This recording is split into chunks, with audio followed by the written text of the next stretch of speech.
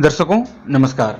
आज मैं आप लोगों के सम्मुख उपस्थित हुआ हूं जन्म कुंडली के छठे भाव में चंद्रमा के प्रभाव को लेकर।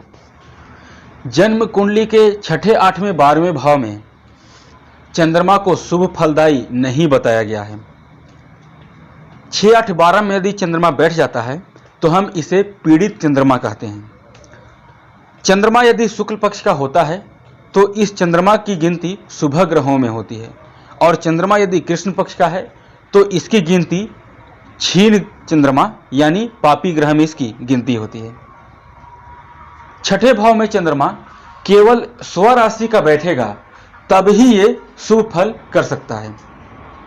स्वराशि का यानी अपनी राशि का कर्क राशि के साथ। जब कर्क राशि के साथ बैठेगा तो उस स्थिति में कुंभ लग्न की कुंडली बन जाएगी, और आप देख सकते हैं कि कुंभ लग्न की कुंडली के लिए चंद्रमा छठे भाव का स्वामी होकर खुद छठे भाव में बैठेगा।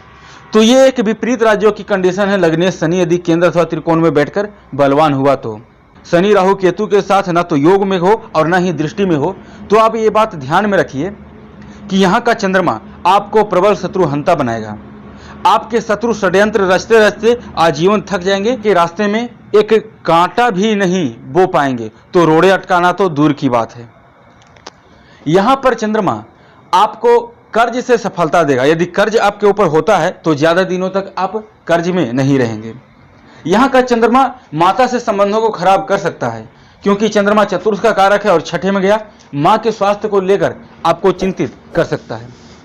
प्रथम प्रश्न आपके मन में यह आ रहा होगा कि चंद्रमा वृषभ राशि में उच्च का होता है, तो मैंने प्रारंभ में यह क्यों कहा कि चंद्रमा यहां पर स्वराशि के अलावा ही केवल शुभ फल करेगा, अन्य राशि के अलावा, यानी कि अन्य राशि जो बच गई इसके मित्र की राशि, इसकी उच्च राशि, नीच राशि में तो शुभ फल नहीं करेगा। कुछ हद तक आपको यह भी लग रहा होगा कि शत्रु राशि में भी शुभ फल नहीं करेगा, पर मित्र राशि और उच्च राशि में क्यों शुभ फल नहीं करेगा। तो आइए हम विचार कर लेते हैं एक बार कि जब छठे भाव में ये उच्च राशि का बैठेगा, यानी 2 नंबर के साथ वृषभ राशि के साथ, उस स्थिति में धनु लग्न की कुंडली बन जाएगी। और धनु लग्न की कुंडली के लिए चंद्रमा मृत्यु स्थान का स्वामी होकर अपने से एकादश रोग के घर में उच्च का होकर जाकर बैठेगा। मेरे कुछ ज्योतिष भाई ये कह सकते हैं कि यहाँ पर चंद्रमा अच्छी स्थिति में है, विपरीत राज्यों की कंडीशन में है। देखिए दर्शकों, मैं बरगलाना नहीं जानता, जो भी शुभ अथवा अशुभ है वो मैं यहाँ पर बता देता हूँ। मैंने आपको प्रारंभ से ही बताया है कि आपको पहले ग्रहों के कंबाइन को देखना है। ग्रह क्या कॉम्बिनेशन कर रहे हैं, कहाँ से ग्रहों का संपर्क बन रहा है। तो चंद्रमा हो गया अष्टम भाव मृत्यु, मृत्यु तुल्य कष्ट का, एक्सीडेंट, ऑपरेशन का स्वामी, और वो रोग के घर में चला गया। मृत्यु का स्वामी होकर रोग के घर में गया है। जातक को मृत्यु रोग से होगी, ये कंडीशन को देखिए। एक्सीडेंट का मालिक होकर गया है छठे भाव रोग के घर में, यानी जातक का रोग लंबे समय तक चलेगा।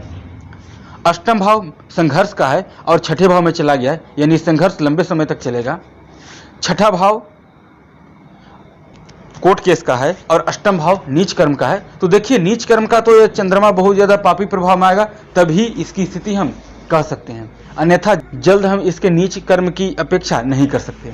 यहाँ पर विराजित चंद्रमा को यदि शनि राहु केतु के द्वारा पीड़ित किया जाता है तो ये और ज्यादा नकारात्मक हो जाएगा जातक के लिए।